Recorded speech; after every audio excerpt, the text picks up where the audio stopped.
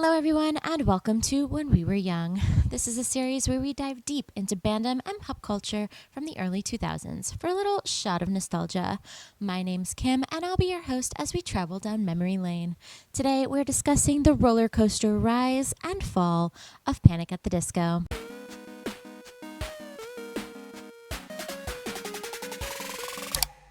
So today I am sporting the infamous Fever You Can't Sweat Out era. I was going for ringleader vibes. How did I do? Let me know in the comments. I contemplated the rose vest as an option, but decided this is just easier and cheaper. I really got to roll it back on the spending, Anyway, I want to thank everyone for watching the previous first installment of the series.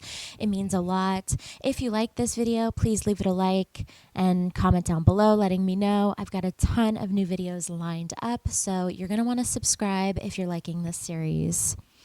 In this episode, I wanted to explore the scandals and controversies that occurred throughout the life of Panic at the Disco. But before I do, I want to cover my bases by saying that everything in this video is alleged and based on the information gathered from cited sources in the info box below. Please do not sue me.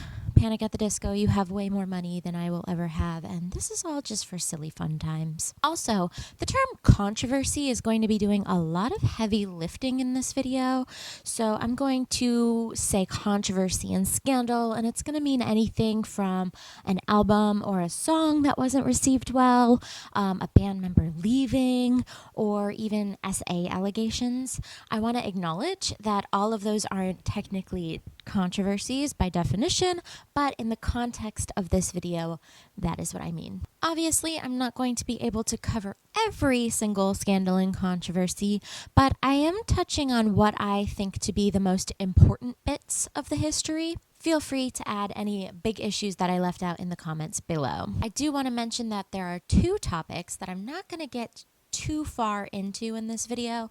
One is the albums. There are 7 total Panic at the Disco albums, and if I stood here getting into the nitty-gritty of each album, we would be here forever. If there is any interest in that kind of a video, sort of like the one I made on Fall Out Boy last year, I will absolutely make it. You just gotta let me know in the comments. The second thing is Panic at the Disco becoming Brendan's solo project. That is simply not something that I care about at all. Bands have lineup changes all of the time, and it's not a big deal to me. Typically, when a band signs a contract for a record label, they sign on for 7 albums, and Viva Las Vengeance was Panic at the Disco's 7th album. If you think about it, Brendan was probably just finishing the contractual obligations that he signed so many years ago. Once Viva Las Vengeance was out and the tour was over, so was Panic at the Disco. As far as we know, all of the official band members left of their own accord. Brendan simply chose to continue with the name Panic at the Disco. If you don't like that, totally valid, but it's truly not something that I care to get into today. So with all of that out of the way, the story begins in the early 2000s. 2005 to be exact. Ryan Ross, Spencer Smith, Brent Wilson, and Brendan Urie decide to take their Blink-182 cover band a little more seriously. They record a couple of demo songs, and then they make their way to livejournal.com to harass Pete Wentz of Fall Out Boy. That's right, I'm sneaking Pete Wentz into every single one of these videos, whether you like it or not. They send him a demo, and Pete, believe it or not, loves what he hears. He hurries on down to Vegas to watch this new band perform, and they are signed immediately to his new record label, Decadence Records. So, where's the controversy? Well, back in the day, there was a real gatekeeper mentality in the alt music scene, and the kids on the blogs and the message boards would complain that Panic hadn't paid their dues. Because they had been signed instantly by an already established musician, they hadn't had to struggle the way that most bands had to when starting out back then. Therefore, Panic was undeserving of their fame and success. Obviously, this put a hell of a lot of pressure on these kids that were barely out of high school at the time. They knew that they needed to make an album worth listening to, and in September 2005, they did just that. Their debut album, A Fever You Can't Sweat Out, or Fever, was an instant hit, garnering the respect of the industry, their peers, and even the kids online. It was May 2006 when the next controversy would hit the band. Midway through a string of summer festival shows, the band suddenly announced via their website that they'd be parting ways with Brent Wilson, their bassist. Quote, "There isn't really a good way to say this, and it was a decision that was very tough to make, but feels like it will be the right decision for everyone. We regret to inform you that Brent is no longer a part of Panic at the Disco, and although this choice does feel very healthy, he is a great friend of ours and he will definitely be missed. We all wish him well and the best of luck in everything he wants to do in the future. The last few years will be something we never forget, all the places we've been that we never thought we'd go, and things we've seen that we never thought we'd see when we started out this band." Right now, our friend John is going to be filling in, and I'm sure it would ease his nerves a bit to get a warm reception. We're at home preparing for the summer tour, and we've never worked so hard on putting on something together. I can't tell you how excited we are for these shows and for you all to see what we've been planning. We've got a few tricks up our sleeves. Just you wait. While the post made it seem mutual, fans and news sources couldn't help but question the timing of it. The band was about to set out on their first headlining tour, and their album had just hit gold status. Could this potentially be a shutout? Someone on MySpace at the time was claiming to be Brent's brother, and they fueled rumors of the split being monetarily motivated. And not mutual at all. Fans were livid with the news, threatening to even burn their concert tickets if they didn't bring Brent back. Every member of the band sat for different interviews to discuss this decision.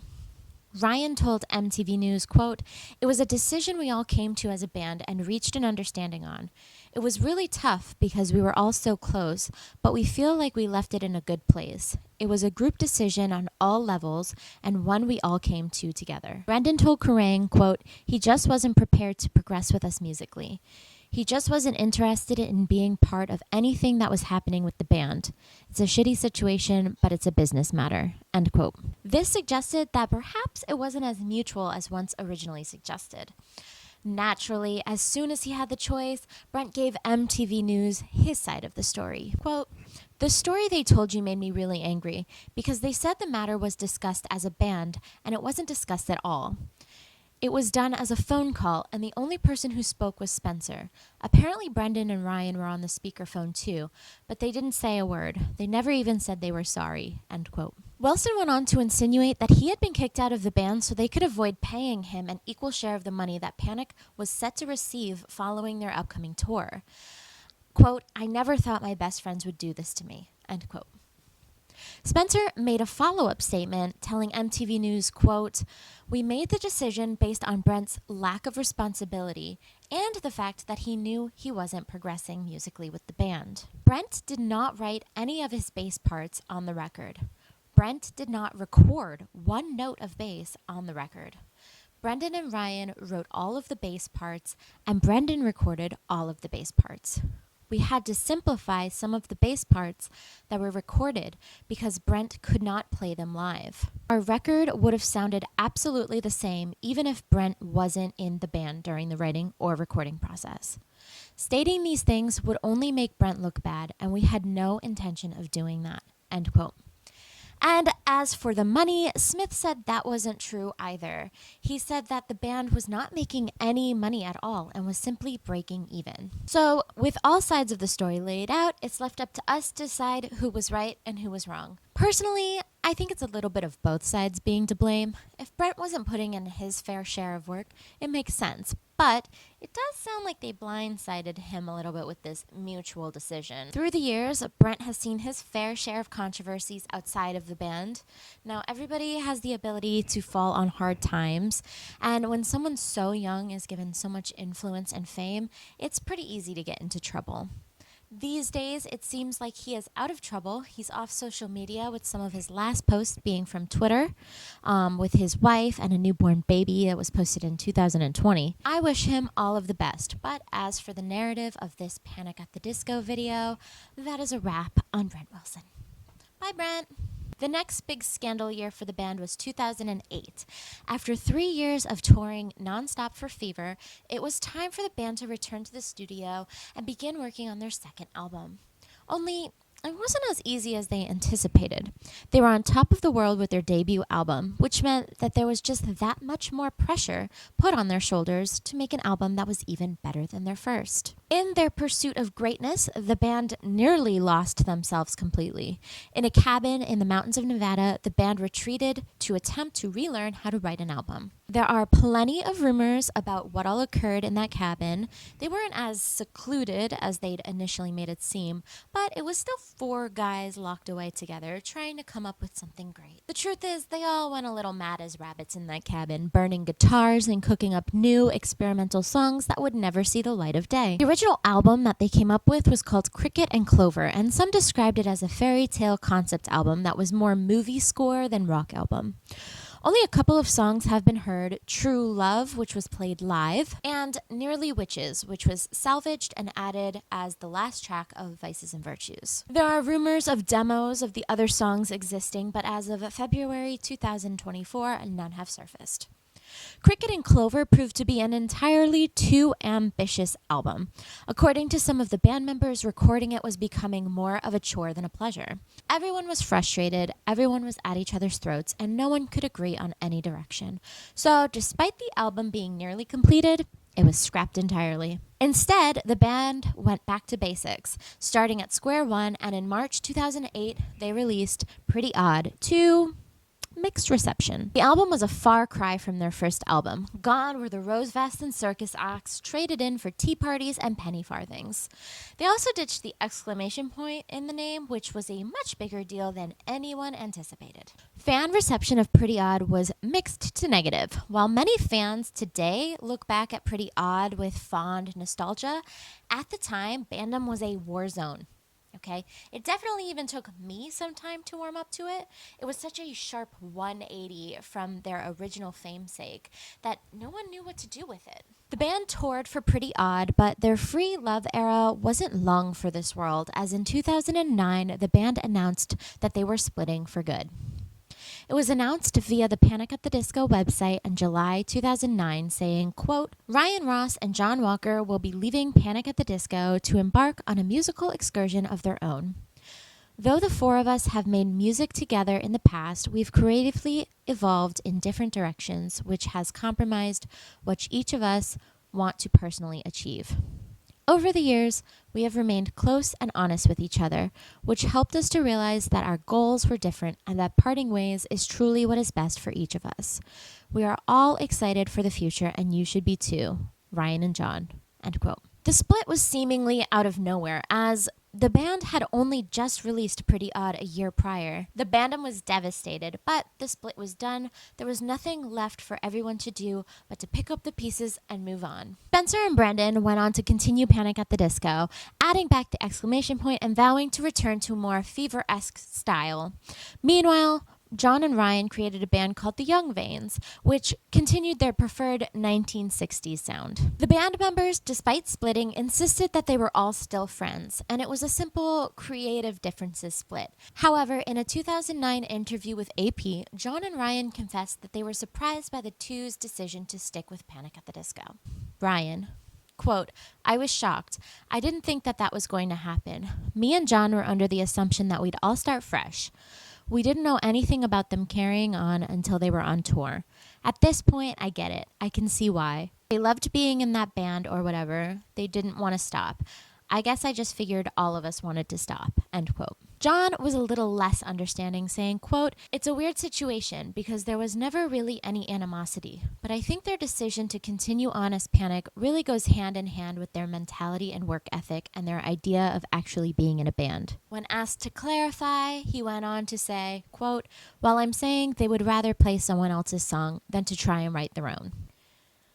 Harsh, though some people might agree with John on those points. While Ryan and John had moved on to start something completely brand new, Spencer and Brendan had decided to continue on with what they had started back in 2005. Like I said, I couldn't care less about any of that. But if it was truly kept a secret from Ryan and John, that is shady business. John later retracted his statement in a Twitter post stating, quote, regarding the AP interview, I regret being slanderous and disrespectful. They are great creative guys and great musicians. It's time to move on, end quote. Was he silent or was he silenced? We'll never know the truth. But what we do know for sure is that this was the end of an era and the start of something new for all four guys. The Young Vanes' one and only album, Take a Vacation, debuted in June 2010 and was received okay. The Young Vanes split soon after that album's release for creative differences. After the breakup, John went on to release some solo music. He also toured with bands like Rooney and Foxy Shazam. He's still milling about in creative spaces, but as far as the narrative of this Panic at the Disco video, that's a wrap on John Walker. Bye, John. Have a nice life. We will check in on Ryan in just a minute. With the band split in half, Brendan and Spencer quickly realized that they needed to fill some of those spots. They recruited Ian Crawford of the Cab fame to fill in as a touring guitarist, and Dallon Weeks from the Brobecks to fill in on bass. Soon after, Dallon would be hired on as an official band member of Panic at the Disco, contributing creatively on Vices and Virtues, and musically on Too Weird to Live, Too Rare to Die, the band's third and fourth albums, respectively. Moving forward to 2012, Ian Crawford announced that he was leaving Panic at the Disco. On Twitter, he replied to a fan's disbelief of his departure saying, quote, sorry, but I want to bring back real, genuine music. I don't want to get rich or die trying. That was certainly snarky, but the band moved on, replacing Ian soon with touring guitarist Kenny Harris. Put a pin in him. We'll be revisiting him very soon. 2013 was one of the biggest drama-filled years yet for Panic, but also for ex-member Ryan Ross. It was in 2013 that Ryan found out that he'd been texting a perfect stranger for 9 months, all along thinking it was Brendan Urie. The whole situation is complicated and crazy, and I've linked a long version of the story below. Basically, a fan who was obsessed with Brendan and Sarah Urie faked a Facebook account and somehow managed to get Ryan's phone number. She proceeded to spend 9 months interacting with Ryan as Brendan, even going so far as to invite Ryan to Brendan's wedding. Actual psycho behavior. When I heard about this, I couldn't believe it, but it is all very true and verifiable. It was another fan who ultimately ended the charade. She got the confessions out of the original Stalker and then sent that information to one of Ryan's friends at the time. He relayed the information to Ryan, who didn't have the best reaction. The most unbelievable part about all of this was that apparently none of the people involved, not Brendan, Ryan, Sarah, any of them, pressed charges on this stalker. And that is some super forgiving behavior. I could never.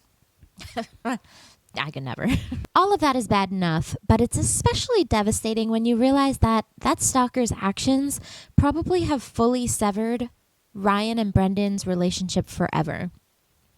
Any chance that they might have had to ever come back together in the future as friends was ruined by one weirdo's obsession and overstepping of boundaries. In 2015, Brendan and Ryan both attended a Halloween party. Not together, they just both happened to be there.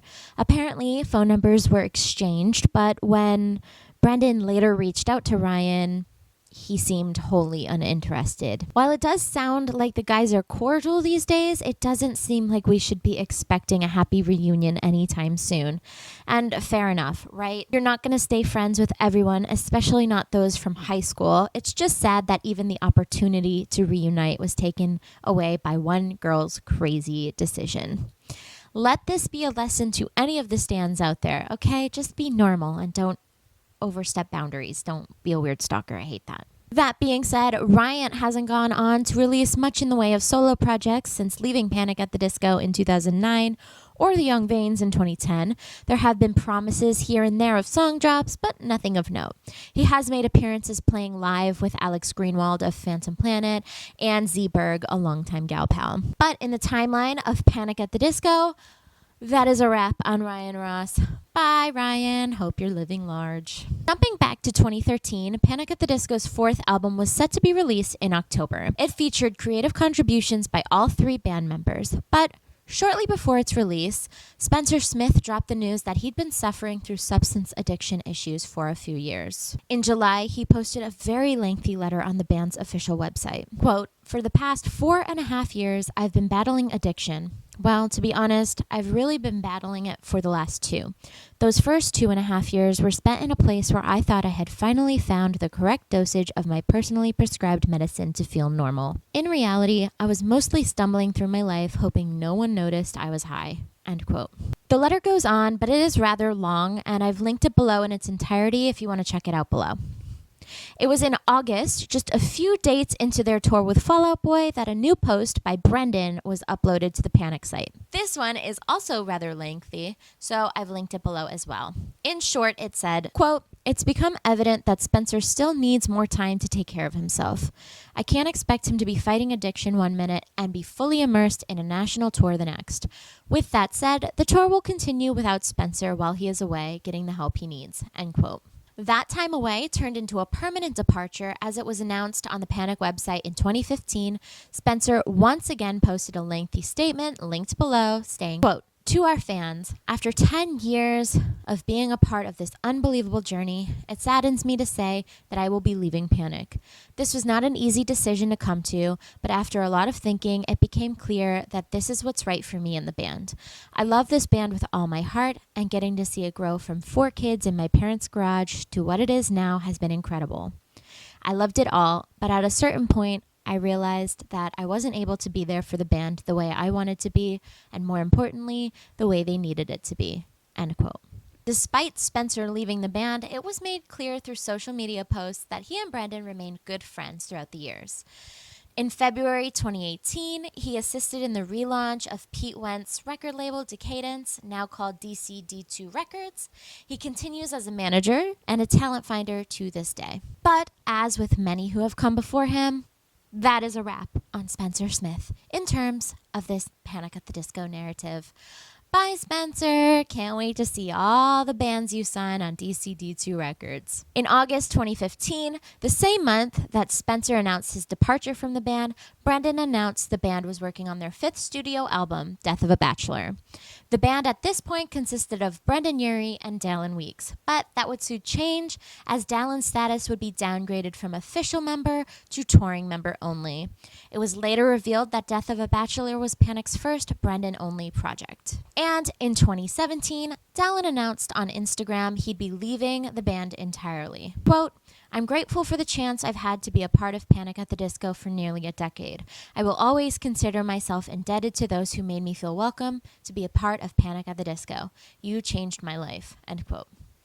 I'll get a little more into that drama in just a little while. The cancellation of 2020 brought out a lot of information, and it'll just be easier to keep that all contained in that section. For now, we're going to pull the pin out of Kenneth Harris. Remember him? He was the touring guitarist that replaced Ian way back in 2012.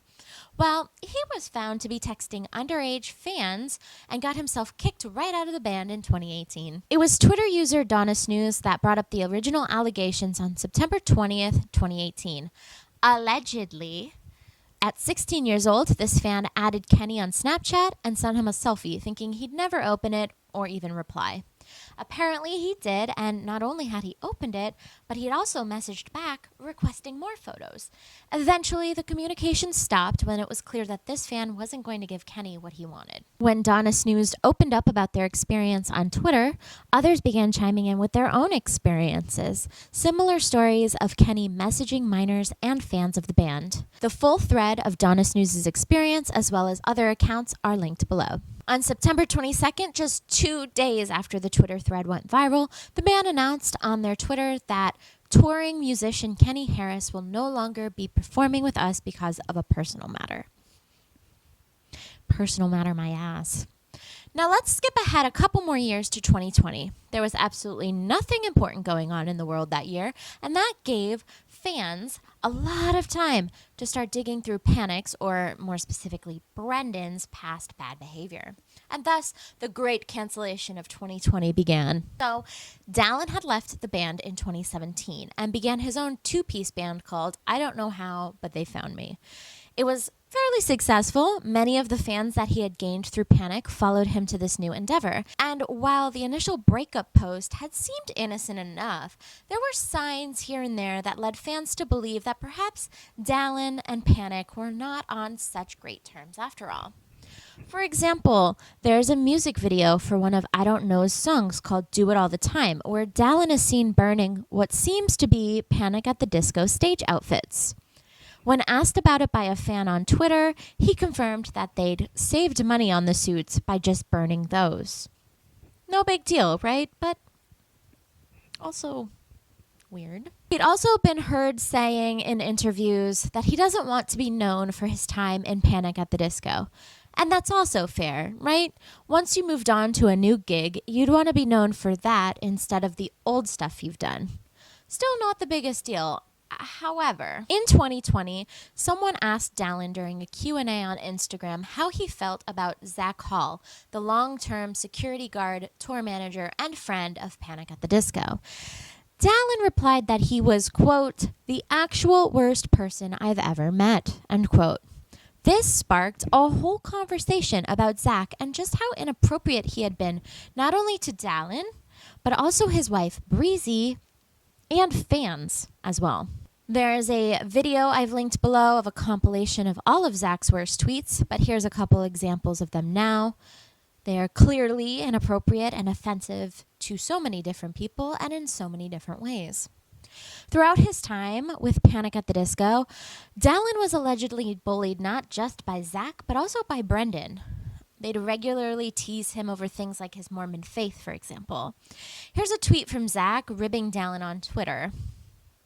Of course, there are also tweets from Dallon making fun of his own friends in similar ways. So, was it good faith teasing or was it brutal bullying?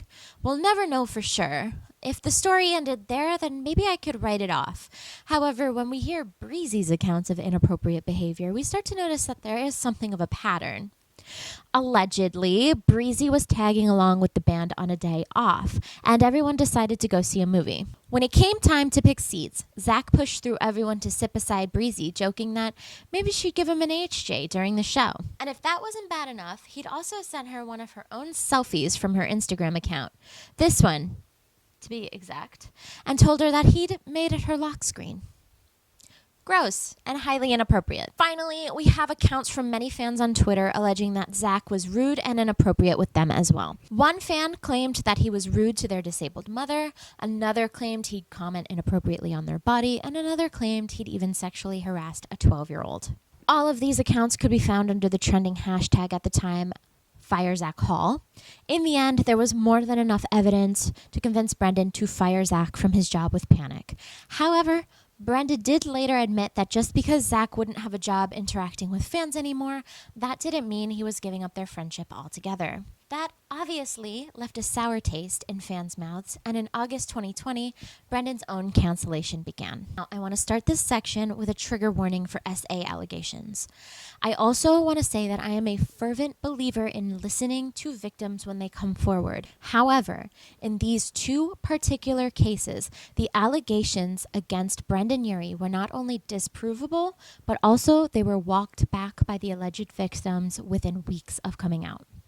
This kind of behavior is absolutely unacceptable, and this is the sort of thing that discourages real, actual victims from coming forward. As of the recording of this video, the two allegations of SA against Brendan Urie are fake, but they are an important part of the narrative, and I'd be wrong to not mention them. So, in the wake of Zach's cancellation, two anonymous Twitter users popped up. Their usernames were Cam and Leah, and they were followed by a bunch of numbers. Already a red flag. Cam's story is as follows. In 2009, after a show in South Africa, Cam ran into Brendan Urie at a train station where Brendan proceeded to be extremely inappropriate with Cam, even attempting to touch his thigh. He alleges that he had to run away to get away from Brendan Urie. Leah's story takes place in 2011 when she was just 15. She allegedly was picked out of a crowd by someone associated with Brendan. She was then brought to a back room where Brendan was waiting for her, and then he proceeds to be inappropriate with her. Both posters went on to make follow-up statements confessing that their stories were made up. On the part of Leah, she'd stolen her story from a fan fiction, and Cam's story was disproved later by Brendan cancellation on Tumblr, linked below. Now, just because those allegations turned out to be false, that doesn't mean that Brendan is uncancelled. Throughout the 2010s, Brendan was seen heavily in online spaces such as Vine, Periscope, and Twitch, where he would regularly live stream and interact with fans. It was on these such platforms that Brendan has been seen making incredibly offensive remarks. There are several tweets from Brendan slut-shaming women, fetishizing bisexuality, and slamming homosexuality in his songs and performances. He has fat-shamed an unidentified woman and his manager, engaged in transphobia and ableism, and he has allegedly admitted to essaying former Panic! At the Disco member Ryan Ross. There are also instances of Brendan using the N-word while rapping a song on Vine back in 2015, and also an instance of him using the T-slur. In 2018, Brendan recited an offensive comedy bit by Chris D'Elia about wishing he was black. There's also concert footage of Brendan threatening to essay the entire crowd and not caring if they wanted or not. He has since then apologized for many of these transgressions and have vowed to grow and learn from every situation. Ultimately, I'm not in a position to forgive him for any of these things, as I am not in any of the affected groups. It is up to every individual to decide whether or not his apology was genuine and worth accepting. Fans duked it out on Twitter under the hashtag #BrendanSpeakUp, trying to get any sort of denial, confirmation, or even accountability for any of the allegations. Some fans thought it was damning that he wasn't saying anything, deciding that the band was no longer worth their time, while other fans thought that everything was being blown out of proportion and it was really no big deal. After everything that came out in 2020, Brendan laid low. He was no longer on social media and he was definitely not on the live streams. The final chapter of this story takes place in 2022 and 2023 with the release of Viva Las Vengeance, Panic's 7th and final album. Let's just get this out of the way. The album, total shit show, right? It was a terrible flop, and I hate to hear it. The band went on tour in 2023 to promote it and apparently played the whole album front to back. I can't even imagine. I'm so glad I did not go to that show. That would have been miserable to sit through. I've seen some of the live performances of that tour on TikTok. Brendan's voice, totally shot. The album was meant to be something of a swan song, a look back at the last 19 years of Brendan's life, a reflection of the friends made and lost and decisions made right and wrong. It was a terrible album. I can't even listen to it. In a twist of fate so ironic, they would have named a song about it in the Fever era. The same man who kick-started Panic's career was the same one that inadvertently sounded the trumpets of its demise. In December 2022, Pete Wentz posted a photo from his own kitchen, and in the background was an unmistakably pregnant Sarah Urie on a private holiday card. The cat was out of the bag, and soon thereafter, the Panic was out of the disco. Naturally, the picture was immediately deleted, but once something is on the internet, it's out there forever. And in January 2023, a post was uploaded to Panic! At the Disco's Instagram page announcing the official end of the band's 18-year run. Quote, "Thank you for all your immense support over the years. I've sat here trying to come up with the perfect way to say this, and I truly can't put into words how much it has meant to us. Whether you've been here since the beginning or are just finding us, it has been a pleasure to not only share the stage with so many talented people, but also share our time with you. I am looking forward to seeing everyone in Europe and the UK for one last run together. I love you. I appreciate you. Thank you for existing. Brendan." End quote. And on March 10th, 2023, the band played their final show in London and the curtains officially closed on Panic! At the Disco. That's a wrap on Brendan Urie and this narrative. Bye, Brendan. Have fun raising your secret child. Whew. That was a lot longer than I thought it would be. So many scandals littered the timeline. I didn't think I'd be able to get through all of it, but I did it. And so did you. I'm proud of us. Welcome to the fan quotes and anecdotes section of the video, and you're not going to believe this, but it was surprisingly difficult to find fans that still wanted to speak highly of this band. If it wasn't the nearly 20 years of controversies that followed them, then it was definitely the last album that soured public opinion. A lot of fans say they stopped listening after the 2009 breakup, and that's fair. Many fans say that Death of a Bachelor was their last good album. Personally, I think everything up to Viva Las Vengeance was okay. Throughout their discography, Panic was constantly changing and growing their sound, always trying to find something new. That kept things fresh and interesting, but in the case of Viva Las Vengeance, kind of felt like a bridge too far. Like, maybe someone should have told Brendan to stop wailing like a banshee if he wanted people to actually listen to and enjoy the album. I feel very lucky to have been able to see Panic in their original 4-part glory on the 2008 Honda Civic Tour. That was such an amazing show and the one and only time I ever saw the band live. I sent 2 of my friends, Kat and Alyssa, a set of questions regarding their experiences with the band, and their answers were very similar, yet completely different. I asked when they'd both become fans of the band, and Alyssa said that she was an OG fan from the Fever era, even seeing them play at a tiny South Florida venue called the Culture Room back in 2005. She said that they were all crammed in there elbow to elbow and that they were just babies and fucking phenomenal. Kat had a similar fan beginning, saying that she had also been a fan since high school. She was introduced to them through friends as they were all very involved in the scene at the time. Her first time seeing them live was in 2008 on the Honda Civic Tour while promoting Pretty.Odd. She was, quote, shocked by how bad Brendan sounded live, and that's remained my opinion in the 4 times that I've seen them since, end quote. When I asked each of them what their favorite album was, Alyssa unsurprisingly answered that Fever was her favorite album, while Too Weird was her least favorite. Kat, on the other hand, says that Too Weird was her favorite album. Her least favorite was Vices and Virtues. I imagine that neither of these ladies have listened to Viva Las Vengeance. I was surprised by Kat's favorite album, as I'm with Alyssa in thinking that Too Weird is one of their weaker albums. So when I asked Kat why that was her favorite, she said, I think it just came out at a very formative time in my life. And that's totally fair. We all have that one album that just hits perfectly at the perfect moment. Alyssa says that she used to be rather parasocial with the band, learning all of the lyrics off their album jackets and reading blogs. Meanwhile, Kat says that she wasn't really on any street teams or anything, but she did read the FBR drama boards on LiveJournal back in the day. Me too, Kat. Me too. Both of these fans had fairly different experiences with growing up on Panic at the Disco, but one thing was the same.